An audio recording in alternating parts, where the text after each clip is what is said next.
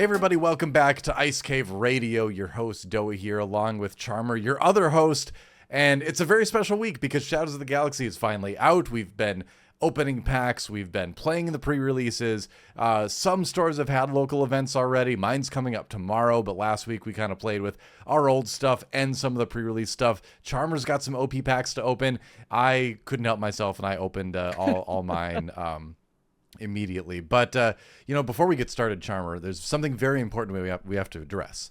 I've talked about it a little bit in the Discord and social media, but it finally happened. The drought has ended after approximately 20 boxes of Star Wars Unlimited. I've opened my first showcase. Oh yes, there it is. There it is. You can see it is Boba Fett. And so, while I think Boba Fett's ability is cool, I wasn't planning on building him right away, but now I am. I got to bring him to my first local, right? So, hey, after seeing people open showcases left and right around me, next to me at events, getting 2 in a box, getting like 1 from a pack randomly, and then another in a box they bought just on the day, finally I have my own showcase. So, we'll see if I can actually win any games with it. But anyway, enough about me. Let's move on. There's a lot to talk about. Firstly, how are you doing? I mean, I'm doing fantastic. The set is a lot of fun. Yeah. I have played in pre-releases. I have drafted the set now, and that was a really interesting experience because I thought I knew what I was going to do going into the draft, and then I completely changed my mind about halfway through the first pack, and I still don't think that I even made the right choice. I think that this set, I never thought I'd say this, I think this set might be deeper in terms of player choice when you're drafting than set 1 was. Really? Because there are a lot of cards that are very flexible across builds. I think that this set more specifically did a really good job of making some units fit one archetype for one reason, but then fit another based on like tags, right? So just, as an example with your showcase, we've got Mandalorian who cares about keywords, right? And then we have people like Rey who care about power, and they might fight over the same units sometimes because cards like Sundari Peacekeeper are really good because of their keywords, but also because of their low power and their raid synergy. Yeah. On the other side, on the villainy side, you run into something similar where you've got, Bosk cares about bounty stuff. If somebody opens a Jabba, yeah, he's rare, but one popped up in my draft, then they're potentially fighting over the same units. Underworld is really important, obviously for Cad Bane, but then there's some other triggers that you can get. So just really deep. Ultimately, that's the thing that shocked me the most. I also, in my draft, so I did win my draft, but I need to share this because it was a fun interaction that I didn't think that I would ever get to do, and then I did it in my very first weekend of like playing the game after, not counting the pre-release. Sure. Which is there is the new spaceship that is green, and it's got ambush, and when it defeats an enemy non-leader unit, you can put it into play as a resource. Well, I opened one of those, and I also opened a tech. And so I got to steal somebody's unit as a resource and then play their own unit against them with tech smuggle ability, and it felt so satisfying. It ultimately had nothing, had no impact on the outcome of the game. I already had the game pretty well in hand, but it didn't matter. I was so satisfied that I got to do that. That's awesome. And I mean, like, that's what I've noticed playing some games with the cards in the set, is that you get into these situations where you're like, wait a second, I can do that. And you have this like moment of realization that the cards stretch farther than you thought they did in terms of like play patterns and things. So that's now I want to do that. I hadn't thought of that, like stealing resources. I know I think it's with the Arquebus light cruiser or something. It's something like that, assault cruiser or something.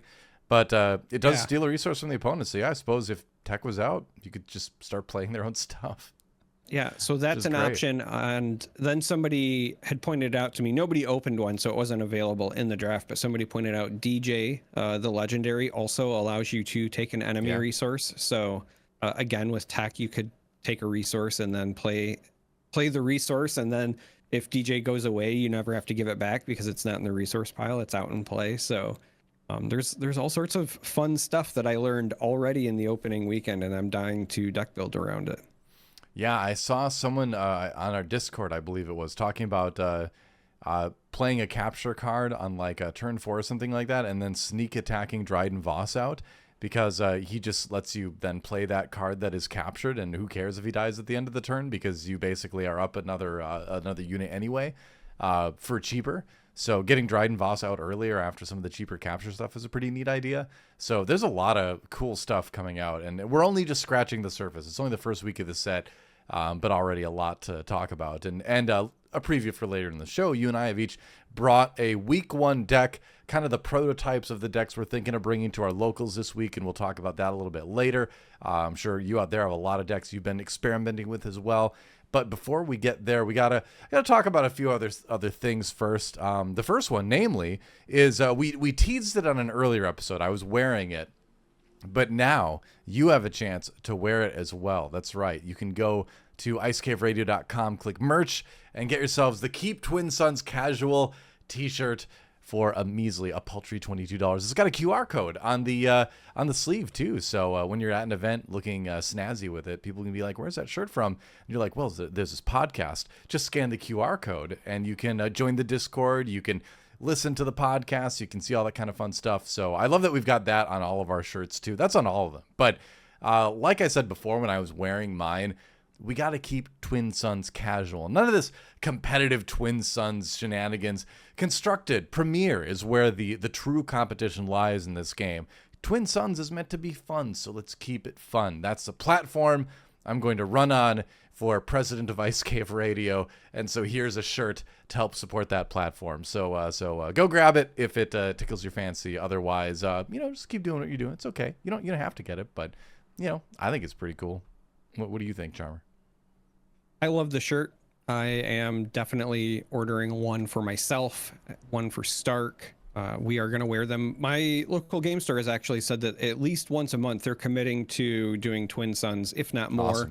Awesome. For set release, obviously, a lot of people are interested in drafts, so we might do that for the next week or two. But then after that, at least once a month, we're going to be playing Twin Suns, and I hope to keep it casual.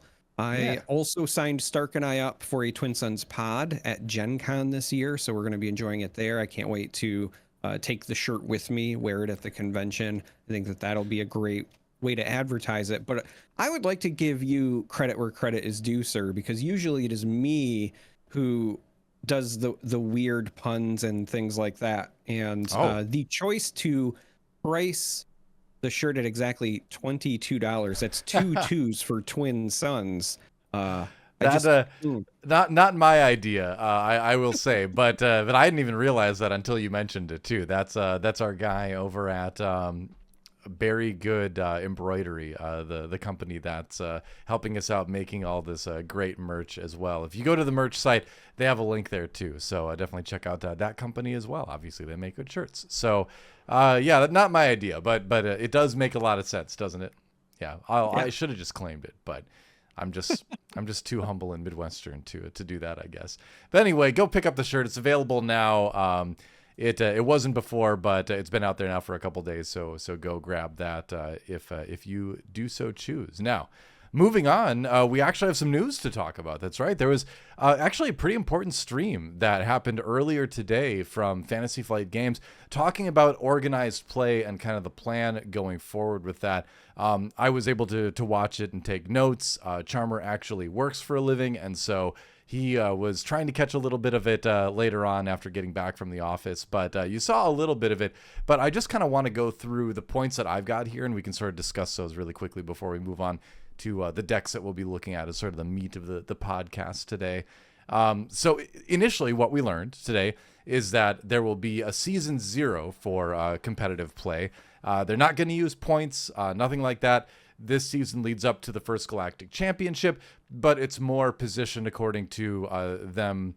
And it was Xander and Alicia, I believe it was, and Tyler on the stream saying that this is kind of a learning period for them. They're going to try this out, see how things go, and then adjust as needed, I suppose, for future seasons. So again, I like that approach, Charmer, that they're not just going into it and being like, we are God's gift to organize play in our game, but kind of acknowledging that they have to learn kind of along with the evolution of the game as far as what works and what doesn't. And thankfully we've already had, such a great push for competitive play from the community at large. A lot of 5K events, 4K events, 1K events, all over the nation, if not the world too. So it's clear that the competitive side of the game is thriving. And so I think it's smart on their side to approach it a little bit slower, a little bit more cautiously, and find a good way to, present something that really jives with the community, and I hope integrates or at least tolerates what is already being produced in the community for organized play, because the more the merrier as far as opportunities for players to show their stuff, I 100% agree. I also really appreciate that they are going so slow, because the parts that I was able to listen to, right, as you said, I was working, so I only made it through about the first 10 minutes before we started recording this. But it was very clear to me that player onboarding, the new player experience, is also really important for them. And they had talked about this idea of, even with their competitive play, they wanted multiple kind of like on ramps. Sure. So if you want to play right out of the gate, that's fine. But also there is, for lack of a better term, like other windows of opportunity where you can join in, whether that's when set 3 finally launches and maybe you want to jump in when the meta is fresh and new, or maybe it's next year after season 0, whatever the case may be. And I think that it's really important for this game in particular for a couple of reasons. One, it's important for any game, and this is no exception, but this is Star Wars. We have to acknowledge there's going to be people who try this game who have probably never played a card game before, let alone competitively. Oh, I've met plenty of those people at my local. Like, I feel like every week we have a new person who's never played a TCG before, and they like Star Wars and it looked cool, so they're trying it out, Yeah, exactly. So I was about to say, so being Star Wars, you need that. You also need to have the varying degrees of size of event, and that was another thing they were talking about. Having the planetary qualifiers or these smaller store level events. And I think that's really important, because I think of my son. Now that I'm playing this game with Stark and he goes with me to every local, he went to store showdowns and he participated, but it was a bit intimidating at the start. I'm not gonna lie. Like you could tell he was nervous for the very first one that he did. He's getting much better. The repeated local play is helping, but that is, again, I think why it's so important that you have these multiple on-ramp opportunities, because you can build your confidence through local play.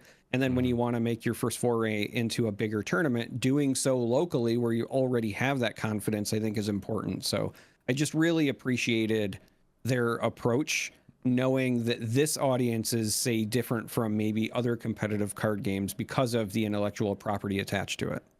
Yeah, and a lot of us out there, and I've talked about this with a lot of people at my local events, my local crew for this game and other games, where a lot of us playing card games right now, and competitively or otherwise, are in their 30s and their early 40s. It is an older crew in a lot of cases, and so I'm always happy, and I know a lot of people I play with are always happy when we see some of that younger generation coming in and playing, because that's where we were when we started playing card games and when we were starting to be competitive, right? So we know you absolutely can appreciate the game and be competitive and have fun with it at that age and up. So I think it's really important that, although a lot of us have grown up with these games and now we're playing them as adults, that we still make sure that the new generation of card players is welcomed and has a good time and gets to enjoy all the same things that we got to enjoy when we were their age, right? So I think that's so awesome that we have a game that I think is accessible like this, and people can come and play and get into the same way I did when I started playing Magic when I was like 11, I think it was when I started playing. So like 10 or 11. I think it was 11. But yeah, man. Yeah, that's I was important 10. too. 94. Yeah. I was 10. Yeah, same. It was 94 when I played my first game. 95 when I bought my first cards. I was just like playing with friends' cards at first. But yeah, it's been a while, But that was the age, That was the age to start off, So kids can absolutely do that and enjoy it and be competitive, be good. And so it's cool to see them coming in for this game, because I feel like in some other games we don't see that as much, right? But Star Wars can kind of bridge that gap. Star Wars is intergenerational at this point. But talking a little bit more about the roadmap to get to the first Galactic Championship, obviously there's the local play, which is where people can sort of learn the vibe of playing in a competitive environment in a more casual sense. And then they're going to have planetary qualifiers, which are store level events that what we've been told, those apparently are going to start in October, and it is also intentional apparently that then set 3 will come out in the middle of the planetary qualifier season. Talk about another on-ramp for people to come in, another way for people to start playing the game as a new set comes out, and have a new jumping on point too. So, and in their words, it shakes things up a little bit too. Different players have different opinions about sets coming out during the middle of competitive seasons, or errata and rules and things like that happening in other games. But for me, it's like, it's never bothered me, because it's like, well, if the good players will be able to handle that, right? And if this is something that's been decided, then this is just another set of skills that are tested in the competitive sense in this game. So don't complain about it. Just be good. I personally love the idea of a new set coming out as close to the middle of a season as possible, because you could argue that first half of the season is where players that are really good at playing refined decks would have their opportunity to shine, right? They have their list, they know what works for that meta. It's like the tail end of it. And so if you are just really good at, doing your thing, that's like your time to shine. But some players are also maybe not necessarily more refined with a single deck, but they're really good innovators. So then for the second half of that season, when a new set drops, they might be able to take advantage of some of the newer untested things and adapt, right? And showcase that adaptability. So I actually really like the idea of a set dropping in the middle of a season like that. Yeah, it's going to be fun. I tend to enjoy that more too, because I embrace the chaos. Like I said, I like that that's just a different skill that's tested throughout, right? Rather than just kind of refining and refining and refining. That's fun too, but only to a point for me. But the big news about the planetary qualifiers that they shared is that a win in one of these planetary qualifiers will actually get you automatically to day 2 of the Galactic Championship, which will be a big open tournament. Apparently, anyone can go and play in it. And then, but it is the planetary qualifiers, those, store level event winners, that then get an automatic berth to day number 2. So there is a kind of a big prize for winning that in this, because getting to skip a whole day of a tournament like that is huge, right? That is those days are grueling, right? Whether you're playing or casting, and we've done both in big card game events like that, and it is tiring. So the idea of locking down your planetary qualifier and then just going and just playing side events for fun, just to stay fresh during day 1, that sounds pretty good to me. So yeah, it's a big deal. And I think that's kind of a cool way to do the first Galactic Championship, right? Make it open, but also do reward the people that are going through the competitive circuit, for your game too. And it seems like things will, change in the future. But again, this is season 0. They're trying things out. Another thing that they mentioned too was that in set 3, they're going to, in their words, triple and sometimes quadruple the amount of planetary qualifiers that will be available to be played in, which is great. A lot more opportunities to go through. Apparently, there's going to be over 150 of them in set 3. So nationwide, worldwide in some cases. Hopefully, there will be a lot of opportunities to play in those. So yeah, Planet-wide, yeah, exactly. It is a planetary qualifier. That's true. They mentioned a couple other things. I don't know if you got this far in the video, Charmer, or not, but they mentioned that they're working on some new tournament software that will be out before before season 0. They said that they just don't have the contract completely hammered out yet, but they have a partner in mind, and they're working on making that, and that will include updates to the event finder as well on the website. So that'll be good too. Big one as well. They announced that there will be a judge program. Finally, everybody's been talking about it. I know I have personally asked multiple people at Fantasy Flight when/if we're getting a judge program. Well, now we finally know. They're partnering with Cascade Games, who has done judge programs for other games, I believe, as well. I know that name and logo looks familiar, but I can't tell you exactly where. But there's already a link out there to express interest too. You can put your name and email address in there, and then there's a little memo box in it too. Like you can send them a message. I just wrote "judge" in all caps and sent it. So we'll see what they take with that. Also, there are updates to tournament regulations as well. The big one that I noticed was that the top cut rounds are being extended to 75 minutes, which I think is great because we had, obviously in set 1 a lot of games that ended up being ties, ended up, being, double losses, being these awkward situations because people are playing these more control-y decks. Palpatine, I'm looking at you.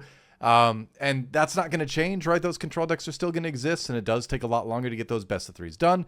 So while it does extend the length of the tournament overall, I think Top Cut is a good place to do that. They are also going to add tiebreakers for single elimination, they mentioned. They didn't share what those tiebreakers would be, but the fact that they'll be there is good. And then another change I think a lot of people will be very happy about is that outside of feature matches, so basically if you are not on the stream at these big events, you're allowed to use any sleeves and any playmats you want to. Which makes a lot of sense from both sides. And I mean, that's what I think a lot of us have been saying the entire time, that this is clearly just like, well, we want official stuff on the official stream. That's understandable. There's lots of licensing things that are happening behind the scenes that they have to deal with too. So I definitely get it from their perspective, but I'm glad that they were willing to bend a little bit and let people kind of bring whatever they wanted for the non-broadcast matches. My only advice is if you're a good player out there that thinks you're going to end up on the feature stream, definitely put sleeves on your cards that are stream friendly, because it's easy to swap a playmat. I'm sure they're going to have spares you can use if you get called at the feature table, but resleeving your deck is going to be a huge pain, to the point that they probably just won't put you on there. So definitely, I would say at least make sure your sleeves are official stream friendly if you're going to this event and you think you'll do well. Bit of advice to you there. Any response to any of that? That was a lot. That was a lot I threw at you, but that's basically the notes fine from the stream. I mean, the biggest thing, and I think I just need more time to marinate on it. The biggest thing that you said for me is the time extension for the Top Cut. I'm kind of surprised that they didn't just go to untimed rounds. Yeah, that did surprise me a little bit too. Why not? That's the way that it. Yeah, I mean that's the way that it works in other card games that I have played or currently play, and it doesn't. When you're talking about Top Cut, I mean you're usually talking about like top eights and whatever, and so it really doesn't extend things insanely long, and the time extension that it does apply to affects like at most 6 other people. So your footprint, right, like your impact there is pretty small. I know that they said that they are working on tiebreakers, and obviously that's one way to get around it.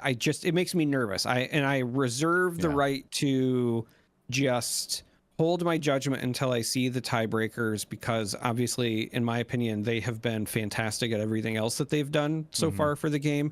I think they're very thoughtful in their intentions. And so I would like to see it. Sure. I will just say that without having any other info, the nervousness that it creates in me is that I'm afraid tiebreakers might make some people more likely to play some decks over others if they're favored in tiebreakers, right? That's always the danger. I mean, this is entirely a hypothetical, right? But if they did something similar to Twin Suns, right, where health on base is something that you are paying attention to for whether you win or lose, right? Obviously, heavy control decks are potentially more favored, or decks with a bunch of restore or other things are more favored, just because if the aggro decks can't punch through, even if what I don't want, I guess this is what I really should say, what I don't want is to run into situations that I've had when I played Magic the Gathering where some people literally didn't play with a win condition. I used to play a deck called Snow White in sorry, I still refer to it as Type 2 because I'm old, but it was in Standard. I know what you mean, at least. Yeah, I know, but I know some people might not, so I will clarify. Standard. Yeah. The deck had no win condition.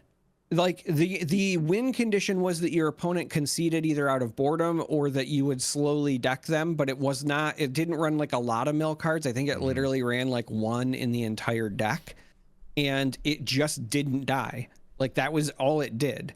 And it's kind of cheeky the first few times you play it, and then after that, if you take it to any sort of event, you're just like your mind goes numb. And I just don't want that to be the experience. Now, I'm not saying that will be the case. Like I said, I have been very impressed with everything that FFG has done up until this point, and so I reserve my right to judgment until I see more.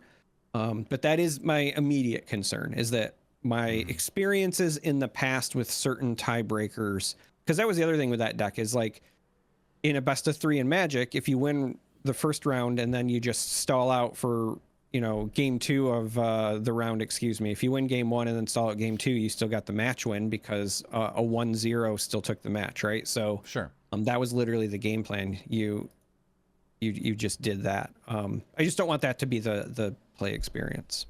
Yeah. My only feedback with that is I would like to see at least the grand finals just be untimed rather, at the very least, because nobody wants to see a tiebreaker thing go down in like a grand finals. You know, we want to see that played out, even if it takes 5 hours, right?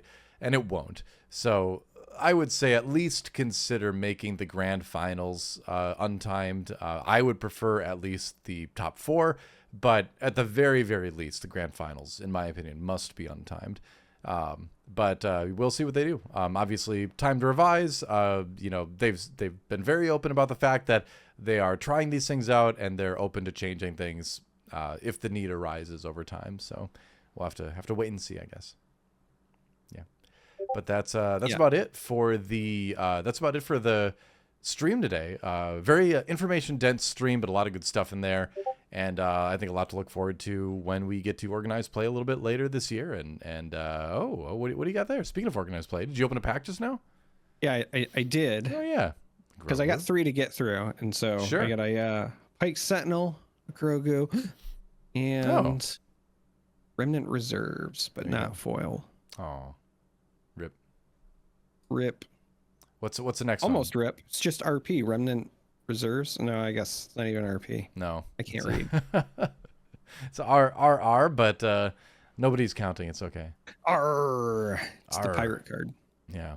Underworld, this kind of pirate cards. Are you not opening anymore? Is that it? Oh, I mean, I can open more. I was just open another like randomly do it as we go. Sure, do one more. I love that these are paper packs for this series too, by the way. I'm a big fan of paper packs whenever possible. So what do we got? Oh, that's a cool one. Oh, Hyperspace Razor Crest. Nice. A Razor Crest. Yeah. And Hyperspace Flamethrower Trooper, whatever it's called. I can't remember. Incinerator Trooper? Hey, there we go. That looks like foil. Yeah, it's a foil Enfys Nest. Nice. That's cool. So I'm very happy about that because that's a card I will likely end up playing a lot of. Yeah. I was very impressed with that card in the draft I played in over the weekend.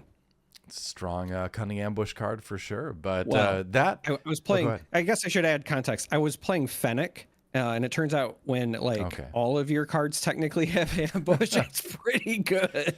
Yeah, that is true. We can make decks like that. Well, you can also draft decks like that in this set for sure. But you know, speaking of decks, I feel like this is a good time to transition into talking about our deck set we are thinking of bringing for week 1 of our local events.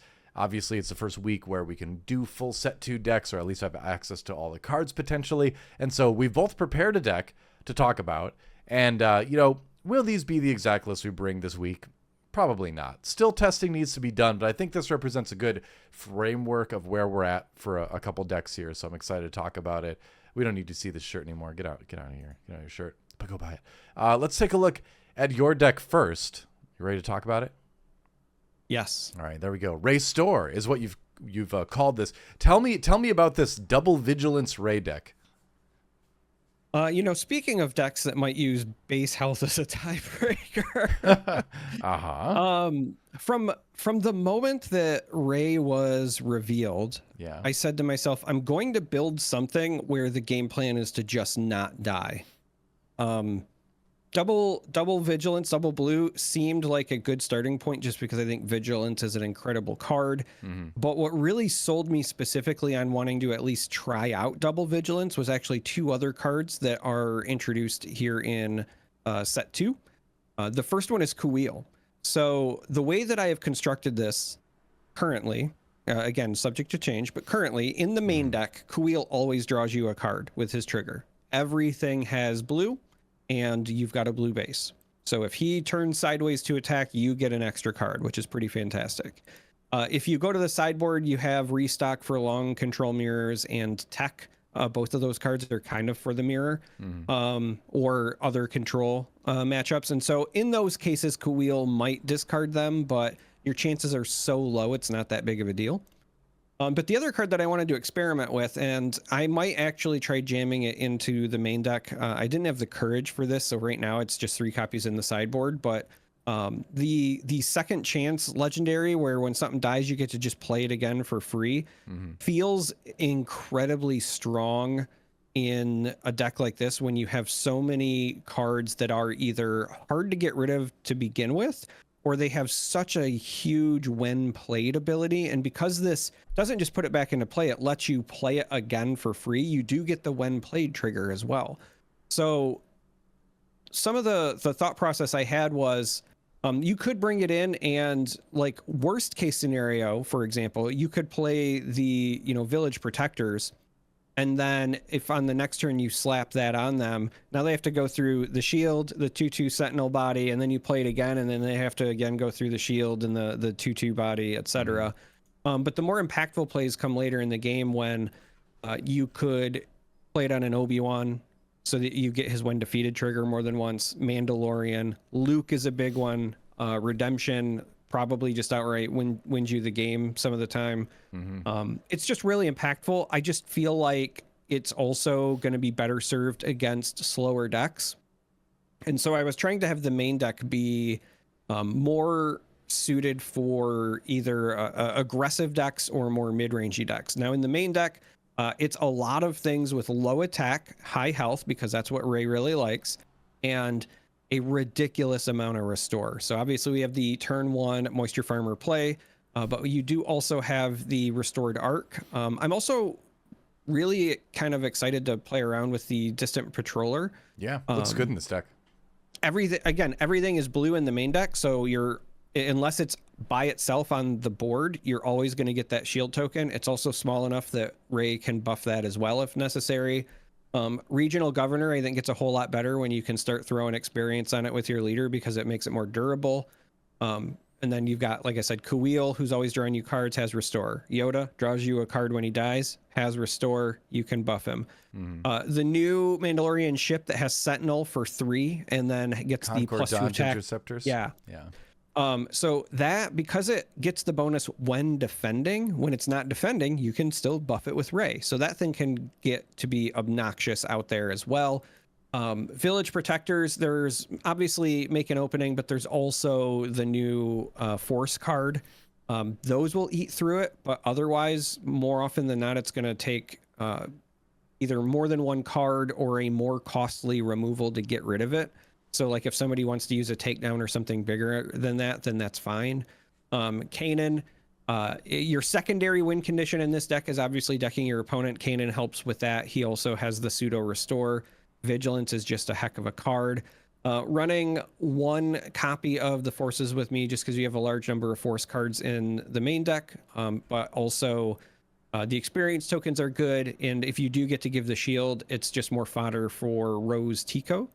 Rose is in the list because she's great with Ray, obviously, but also we've got other ways to get shields in the deck because we're running Patroller, Village Protectors, etc. That's there. But the other one that's there, so we have Obi-Wan. He works with the Force stuff, gives tokens, etc. But we have the Mandalorian.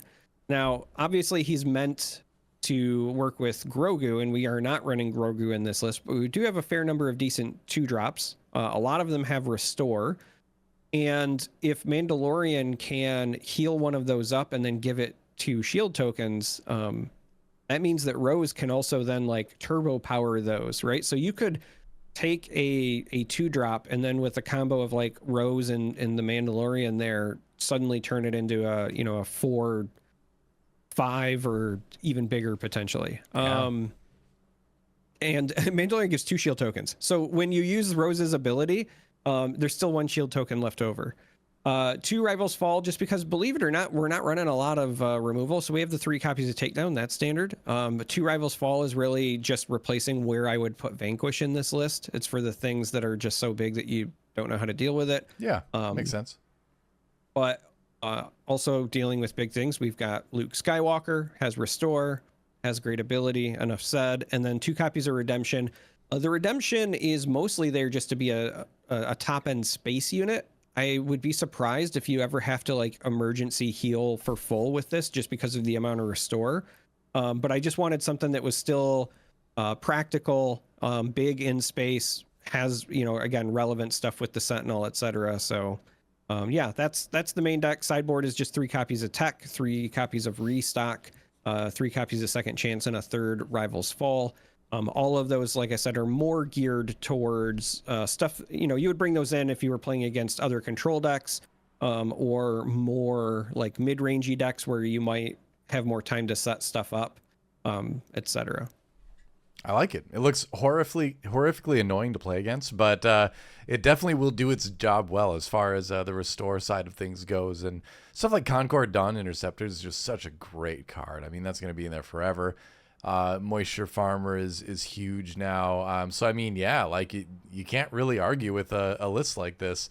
It's just got a lot of good stuff and a lot of annoying stuff too. Restore got like a big boost, but other characters like Queel and Rose are just like straight up great on their own. Yeah, they're just extremely powerful cards. And I would maybe try running one of the Second Chance in the main board, just one, right? And see how it goes, because there's so many good targets for that in this deck. I almost feel like I struggle to think of a situation where you'll be unhappy to play it on one of your units, right? So I would even like take out one takedown and put in 1 Second Chance.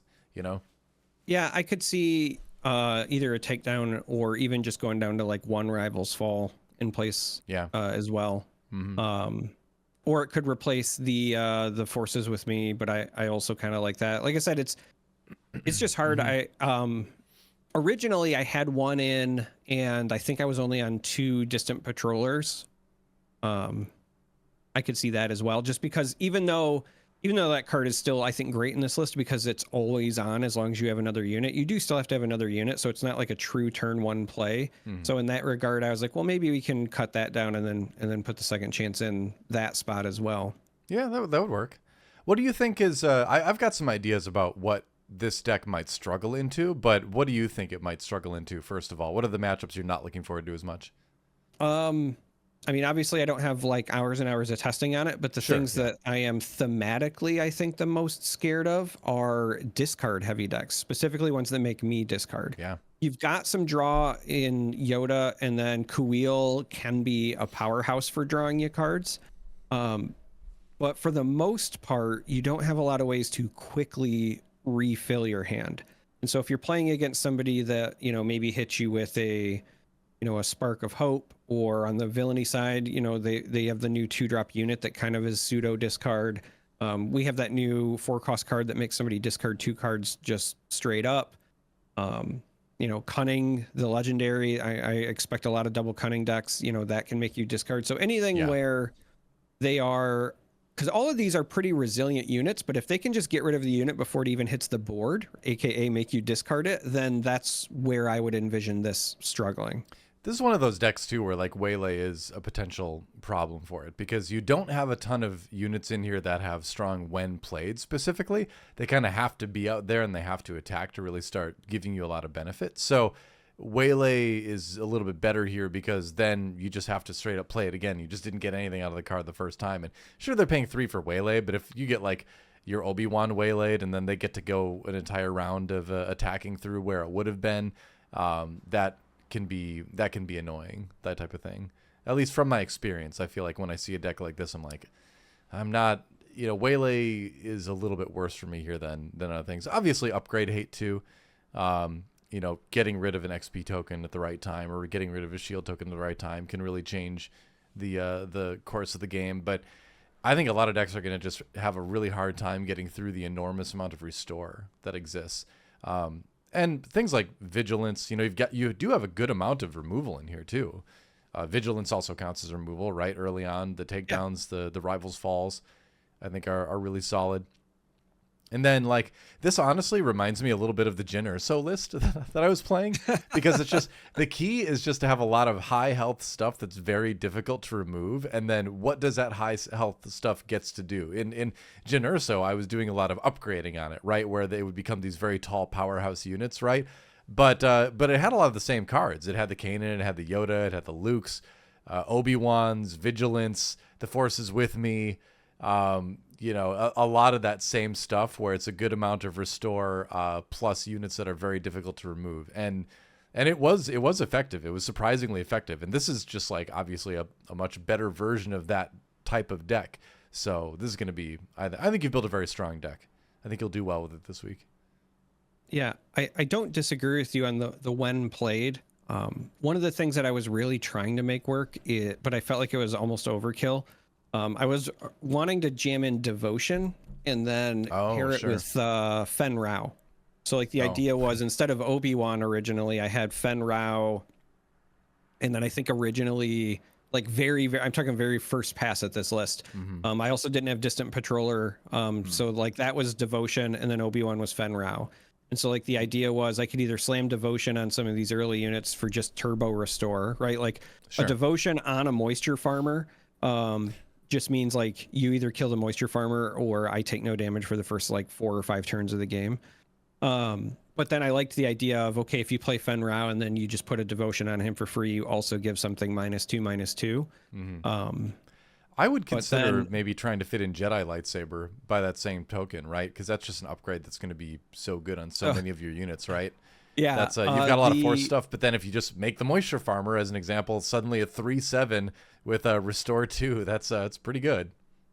So it's funny you mentioned that. The one copy of the Forces with me used to be a Jedi Lightsaber. So I could totally see somebody who wants to do that as well. And also, so part of the reason that I was pulling back on the upgrades was because then I started going like, well, what other kind of cool upgrade stuff can I run? Do I run Razor Crest to get them back? Do I do this? Do I do that? And then I was like, all right, I'm having scope creep on my deck building. So I just need to rein it in and go, let's, No, I think this list is very tight, There's not a lot of room for making modifications like that. And when you start including upgrades and things, then you have to start including other stuff. And then are you getting too far away from the original mission of the deck, which is just to play stuff that lives and then makes you live because it's restoring so much, So I think this deck does a good job of that. All right, cool. Any final thoughts on Restore? I'm sorry. To my locals. Like I said, this is one of the most annoying decks I think I've ever seen. But I'm sorry ahead of time. Charmer doesn't play fair, guys. He just puts all the restore stuff in. It's really annoying. But let's move on to my list. Again, pulling the Showcase Boba Fett completely changed my deck building trajectory. Where I was like, all right, now I gotta do Boba. I gotta play with the Showcase at least for the first week. So I tried a couple different lists. I tried a cunning list with a bunch of ambush first. And then I started thinking to myself, all right, well, what does Boba Fett do? He uses a keyword to give +1 attack. Why don't I just be aggressive with this? Why don't I just always have power buffs on my units and I'm hitting harder? But what I realized after doing some gold fishing, testing a little bit with it, is that it's just as good when you can play a unit and buff it, even though you can't attack with it, because then your opponent is paying more of a penalty to attack into your units and remove them. So suddenly your units are stickier by virtue of them not wanting to trade unfavorably into your units because you get so many +1s, right? So I kind of iterated on that idea, right? And this of course deck, I don't think it's going to be the most competitive deck in the world. I think it's going to be pretty good, but it's mostly a theme deck because I got the Showcase Boba, but it's what I'm playing this week. So speaking of themes, I had to put a Wild Rancor in there, Had to shout out the ending of Book of Boba Fett there. Yeah. And it's obviously off aspect where it's double aggression and a single aggression deck. But that doesn't mean that Ewing reinforcements can't bring it out, So there is that. And then there's also the fact that this deck, I think, generally goes deep enough to the 8 resource, 9 resource even turns sometimes. So there is one Crate Dragon in there as well, just because if you play that, it's very difficult to remove. Even if your opponent rivals falls it, that's still the 6 damage from the 6 cost of the card they played you get to put on their base. So it's never bad to play a Crate Dragon. But getting back to sort of the meat of the deck, what I discovered through doing some testing and playing around with it a bit is that you can very quickly get very hard-hitting units, especially with things like Red 3, where suddenly I have Red 3 down and I'm using Boba's ability. Then suddenly things are getting +2. Suddenly Green Squadron A-Wing is hitting for 4 just naturally, right? Red 3 is hitting for 4. So red 3 is such a huge card in this deck, right? You have a red 3 out and you play an Echo-based Defender, and then you use Boba Fett's ability on the Echo-based Defender when you play it. Suddenly you've got a 6/3 Sentinel sitting there. Nobody's going to want to attack into that, right? They're going to have to find some other course of removal, you know? And this being a very mid-range aggressive deck, it's going to be good against lower to the ground aggro. It's going to, I think, do well into other mid-range decks. I think it's going to struggle against hard control, but mid-range kind of just does. You kind of just have to accept that and try to tech around it as best you can. What else we got in there? The Marauder, obviously, I think is a great one. Anything with ambush is going to be good with Boba Fett's ability because you can give that +1 attack to the thing that's ambushing. So while I didn't go super hard on the ambush, things like modded Cohort and the Marauder are both really, really good targets. You know, what you do is you have red 3 out, you flip Boba Fett, and suddenly modded Cohort is coming in for 6 damage when you play it. So you can take out like Array before she can attack potentially, things like that. So you've got some very good anti-leader power in this deck that can surprise people, I think.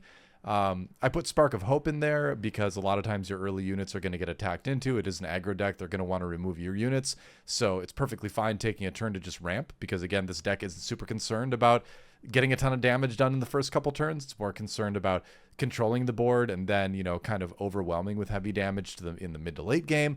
Cards like Ketsu Onyo were a pretty late include, but also a specific card I was thinking about when thinking about playing against Rey, because it's got Saboteur and it defeats an upgrade when you hit a base. So, you know, you play your village protectors or whatever it is, Ketsu Onyo just bypasses them, attacks the base, and removes their shield or a +1/+1 counter on there. So pretty good anti-early Rey shenanigans there. Cassian Andor, obviously an incredible card. Bright Hope is in there because you can play Bright Hope. You can use Boba's ability to give it +1 attack. So now you've got a 3/6 Sentinel in space, which makes it go toe-to-toe a lot better with stuff that would be attacking you in space for a turn at least. You know, K2SO is in there. You know, so is Heroic Sacrifice. All those same shenanigans from Sabine are there for that. You know, a little bit deeper into the game, you've got U-Wing Reinforcements. You know, that obviously can get out multiple stuff, which when Boba Fett is flipped, you know, you flip Boba, the next turn you play your U-Wing Reinforcements, you have a bunch of stuff out that gets +1 attack because when Boba is flipped, he just gives a blanket +1 attack to everything with a keyword. And everything in here has a keyword. You've got stuff like Relentless, Reckless Gunslinger, which is fine to play out of Smuggle later on, but also fine to play earlier, is just kind of a 1/3. Mace Windu becomes like obscenely strong with Boba Fett out because again, another good U-Wing Reinforcements target because he comes out and then he's going to be hitting for 6 on ambush and then readying and then hitting their base for 6 or killing something else. Another good leader killer right there. You know, 6 is such a good health sweet spot for a lot of these newer leaders that flip on 6. The same with Boba. And then you've got, you know, some of the flex spots that I'm still figuring out. The sideboard is still very much in flux. You've got some, you know, disabling Fang fighters there. Rule with authority. What's that called again? Rule with respect, right? That's another one where, you know, say they get a big aggro turn on you. You flip Boba, play Rule with respect, and just Boba gives them a big hug and just takes all their stuff, you know. So that I think that'll be a fun card to play around with. I've also got to choose sides in there. You know, some late game shenanigans. Take Captive obviously is another one where you can just steal stuff. It's essentially hard removal if you're putting on something that's going to be hard to get rid of. And then Open Fire is like a flex slot too. I've got For a Cause I Believe in the sideboard here. I was running it main board, but I found myself you know, not needing it until the late game a lot of times. And by then, if I got to the late game, I would already have stuff that was doing enough damage to kill them. So I'm like, maybe I don't actually need this because it's good in the list because you bring that in and then you take out Open Fire and probably take Captive. So there's not a lot of misses with it, you know. But yeah, still some flexibility with the list. But as it is right now, it's a very comfortable feeling list. You feel powerful. Another card I want to take note of that people haven't been talking about at all is Freetown Backup. Which is your 2-cost 1/2 up there. Well, I'm mousing over right now, but you can't see this. It's the command heroism unit. You can smuggle it out, which is nice, but you can also just play it on turn 2, and then you can do things, you know, like give something +2/+2, plus another +1 for Boba Fett. So you've just got a lot of ways to buff the attack by a significant amount on the units without having to play cards to do it, you know? Whether it's using Boba Fett's ability or using things like that or Red 3. So you just get a lot of value out of that kind of thing, and you can put a surprising amount of damage on people quickly. So yeah, I think like I said, I think it's a solid deck. I think maybe there's something here with some polishing. It could become a very good deck, but it's a way that I haven't seen anyone talk about using Boba yet. Everyone's going for a lot of the obvious stuff like, well, I'll make my Sentinels stronger, or I will just do a lot of ambush stuff. But I'm like, I don't want to ambush everything because then all my stuff probably dies too. I just want to put stuff out there that hits hard and they don't want to attack into. And so here we have this list. But yeah, we'll see how it does. I'm excited to play it. It's been fun so far, and it's been a lot of fun just kind of flexing my brain and challenging myself to come up with something good with Boba Fett. I really like the bones of this list. Like there is a quality skeleton here. Yeah.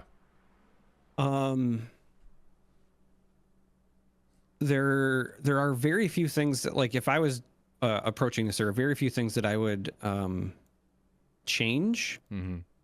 So like the first thing that jumps out to me, and this also might just be a personal preference, I would really like to see Clone Deserter in place of the Gunslinger, if only because it, well, I mean, it still gets the bonus, but it's like it's a bigger unit, but also the big reason it's just one less miss for a cause because it's heroism. There is that. It's funny because I did have Clone Deserter in the first few versions of the list, and I was playing it.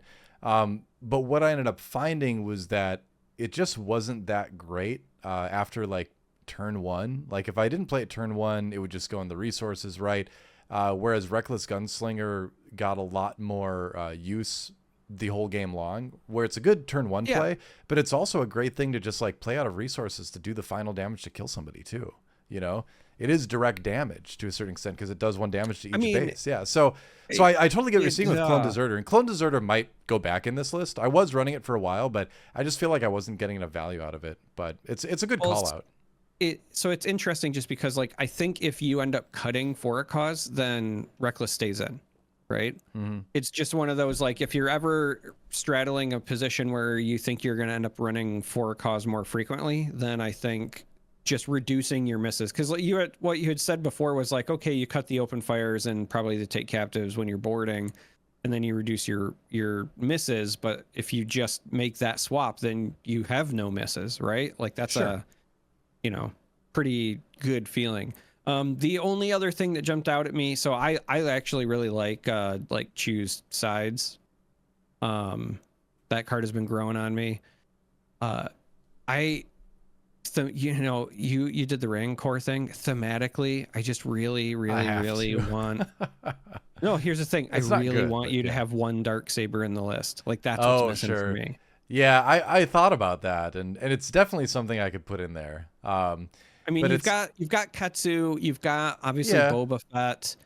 So it's not like you don't have Mandalorians. It's still +4/+4 on something else. Like even if it's just in the sideboard and you bring it in when you're not playing your 4 causes or whatever, or maybe like I said, if you cut for a cause, like if you decide to go that route, then you could put in 1 Darksaber in one of those spots. Yeah, or I could see like taking out 1 take captive and putting in a Darksaber. I did think about it, and this list, I've been like tinkering with this list every day for days, and that's one of the cards I've definitely been thinking about.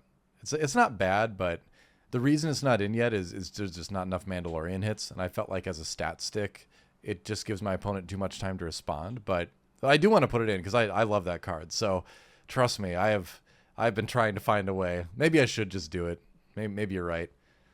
The smart thing would be to cut the Rancor and put it in there, but I have to have the Rancor in there. This is a little bit of a theme deck, So well, right. And so the only other thing that I was going to suggest, because I like a lot of these choices, but just like as a call out for as the deck evolves, one thing that I would watch for is that if you find yourself slowly dialing back the green for whatever reason, Fighters for Freedom I think would also be really good in this list because it's got a keyword. Oh, if I went Also heavy and gives red, you yeah, for sure. yeah, it gives you additional damage triggers. Could potentially be really powerful. I don't think it belongs in this version. I'm just saying, like, over time, as you're playing the list, if you end up finding yourself in a position where the captives or the Spark of Hopes or whatever start to come out, Marauder or whatever, because Yeah. who knows what the meta will look like. They look like Mm. fine inclusions to me right now. It's just one of those things where I could see metas where some of those might end up being cut, and then if that's the case, I would just say keep Fighters for Freedom in the back of your mind as like, oh, that's a good alternative potentially. Oh, I totally agree. I think if I want to move the deck in a direction where it's more low to the ground aggro, then I think that would be a good include, because then that would involve cutting a lot of green. Like, I would cut the Spark of Hope, I'd cut the Marauders. I think you could. I think the interesting thing with Boba Fett aggression is that you can really go either way. Like, I've gone in more of a tempo-y sort of aggressive way, but I think you could totally do what you're talking about, where you go like heavy on the red side and go more low to the ground and more just like straight up get in there and try to punch them in the face kind of thing, So yeah, if I go that direction, I think that would definitely go in there. That and like Spec Force Soldier and all that kind of stuff. He doesn't have a keyword, but it's it's just nice to get rid of Sentinel really quick. You'd put in what else would you put in? So another thing, if you cut the Four Causes, right? Another card that you could consider for the sideboard is Wolf. Yeah, he was in the sideboard. I got to put him back in. I think I just took him out because that sideboard is kind of like whatever. The sideboard is very not locked in right now. But especially after seeing your list, I'm like, yeah, I should have some anti-heal in there. Yeah, well, I that's what I was just thinking about. I was like, man, what is it that I always used to board in with like my Sabine list against the heal heavy? Oh, that's right, it's Wolf. So it turns out like Wolf probably. I do really like Scanning Officer. It was such an MVP in my limited games that I'm like, I feel like I want to include at least one in there, because it does feel really good to just go in and snipe their smuggle stuff, So that's one where it's like maybe it's gonna have to come out at some point, but I do kind of like it. That whole sideboard though, very, very removable. Every single card in that sideboard I could see swapped out. That's kind of my maybe slot more than the sideboard slot right now. But I think Wolf is gonna have to go back in there. I mean, Wolf might end up just being main board because there's so much healing in this set. So I don't know. We'll see, but. I think it'll be fun. I don't know if I'm gonna win the event, but I think I'm gonna win some games, and I think I'm gonna surprise some people, unless they see the podcast first. But I think it's gonna be a fun list. When do you play? Saturday or Sunday? Oh, actually, it's tomorrow. So never mind. No, I'll get a chance to play this list before people see the episode. So we're good there. Yeah. I really don't like open fire. I gotta say, open fire is mostly in there because I'm thinking about like an easy way to get rid of a unit that Ray has buffed like once, because a lot of the units Ray buffs once early on will get to 4 health, and I'm like, all right, if I just open fire it, then theoretically my unit lives and they lose a unit and the resource and the Ray activation.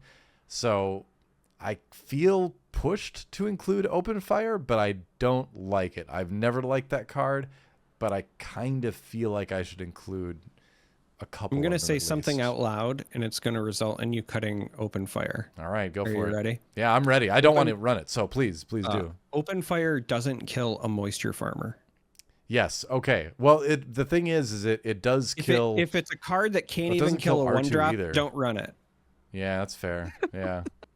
That's a good point. Okay, thank you. Because I have it in there while simultaneously not wanting it in there, like I said. So I can just cut open fire and put For a Cause back in there or something, Yeah. Good. All right. I just put it in there today and I was experimenting with it and I'm like, I don't like this. But we have to shoot the episode. I'm taking it out right now, actually, on my other monitor. Putting 4 Cause back in there, and that frees up 7 slots in my sideboard. Nice. Yeah. Wonderful.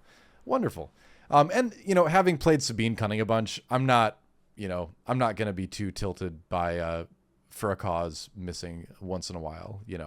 I've lived that life and it's not that bad. You still win a lot of games. So that doesn't scare me too much. But yeah, Yeah. That's basically it. I think this list is fun. It's maybe I push it even more into the mid range actually. Maybe I include a couple more things to like try to start seriously making Crate Dragon my late game. You know, who You knows? could, now that you've freed up a bunch of room in your sideboard, right? Yeah. If you find yourself running into some decks where you are not the beatdown, so if there are ones that are lower to the ground, and I'm thinking about, if Sabine, somebody's still in Kylo, Sabine, yeah. Kylo, yep, etc. You could also consider for the sideboard the Peacekeepers, right? Sundari Peacekeeper is still hell of a card with Boba. Yeah, So it's an option. That's one of the ones that wasn't in there just because it's not aggressive enough, you know. But I would honestly even consider taking out K2SO because like K2SO is such a great card, but he always feels clunky in this list because he doesn't do something right away. And like, do I need that 3 damage from when he dies? Like maybe, like the Overwhelm is always good. I think I leave him in because he's just too good of a card individually, but I feel like he's one of the cards that fits the theme the least. So I'd love to find a reason to underestimate the power of a timely discard. Oh, I know. I think people just auto assume that K2 has to do that 3. Oh, I've used the discard on him all the time. Actually, that was one of my favorite things to do with Sabine, where it's like you're facing a control deck and they've got like 2 cards in their hand, and you're like, you know what? If I just get rid of that one card, that's gonna put him in a really tough spot. So, yeah, I've used that a lot actually. I do like it. I do agree it's underutilized. I also think I need to put 3 U-Wing back in here too. Yeah, you need more Patricks for sure. Yeah, Patricks? Yeah, Patrick Ewing. Oh. Wow. Yeah. Deep cut basketball reference here. Interesting. But yeah, I'm just glad I get to play Cassian in this because he's such a great card. And when he comes out as a readied 4/5, it feels pretty good. Yep.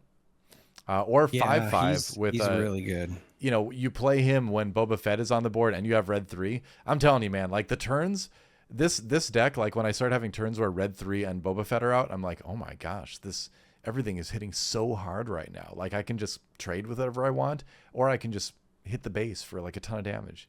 It's great. It legitimately reminds me of, MTG Swarm decks. Oh, sure. Where you get your Crusade live, your deck feels kind of like I'm playing okay, but you slivers get one, here. Yeah. Yep, 1 or 2 +1 effects, and suddenly everything feels insane. Yeah. Yep. Yeah, I mean, I wonder if that's something I even like lean into. What's the red event where everything gets power buffed? It's Rallying Cry. Yeah, it's double red and it's raid. It's red. not true power. Yeah. Yeah. On the other side, though, on green's side, you could be running. Actually, there's quite a few cards that you could be running in green that could be insane with this. So you could be running the attack pattern Delta. Granted, that's double green, but that's still a pretty big, sizable buff. But you have maybe enough rebels. Like you're pretty close to being able to run Rebel Assault. Yeah, I wonder. I mean, I don't have a lot of rebels though. It's Cassian, Echo Base Defender, K2SO, Red 3, A-Wing, Bright Hope. There's a lot more in space. That would be interesting. Because that is another thing that gets a decent buff from Boba's +1 ability. Yeah. I mean, I think Rebel Assault is a hell of a card because it's incredibly powerful for what it does, and it also doesn't whiff your for causes, right? Because it's heroism. Sure. The other one I was thinking about too is Strike True, because I've got so much power buffing going on. That might be a solid removal card, solid alternative to take. I would almost consider running that over Open Fire. Yeah, I mean, you probably get more damage value in a lot of cases. Or Take Captive. I mean, Take Captive is just such good, like straight up removal, because it's capture, but a lot of times they're not coming back, They're always coming back. Not if they get eaten by a wild Rancor or a Crate Dragon or Mace Windu. But it's or Boba Fett. It is a fun deck. So yeah, obviously a lot of tinkering that can be done. You had a very competitive tight list. Mine is definitely more on the side of I'm doing a kind of a theme thing here because I opened a showcase and I want to have some fun with it. I already kind of argue mine's thematic because somebody could just be like, hey, he just put every card that says restore on it in there. Yeah, and Ray does heal that worm thing in the movie, so there you go. Oh, you know what you're gonna win? What am I gonna win? Your locals? Oh, P-Pack, another one. You're gonna win. Let's see what you're gonna win. You're gonna win. Give me something good. It's upside down. Oh my gosh. All right, so we got a phase 3 Dark Trooper. I do like that card. Space. Yeah. I do like that card. Mm-hmm. Oh, it's the Weequay Pirate Gang. Oh. But I didn't recognize it because it's an alternate art for it. Yeah, that's my first time seeing this one, actually. A smuggly one. And you got another foil. Another foil. Foil Kuil for my Raised Store deck. Hey, there you go. Nice. I have spoken. Hits Give on me hits. the event. I have spoken. Dude, why did they make Kuil so good? Like, it's such a, it is funny. Like, they really like Kuil over there. They must, but that's all right with me. Great card. Yeah. Love Kuil. He seems pretty good. Yep, he's fun. I'm so happy I got that now. That's totally going in my list. That's awesome. Congratulations. I opened a couple OP packs, so I didn't get no foils yet, sadly. But yeah, so I'll play this list. I might just play it for this week and then move into the things I was kind of more planning to play, which is Cad Bane is kind of the top of my list.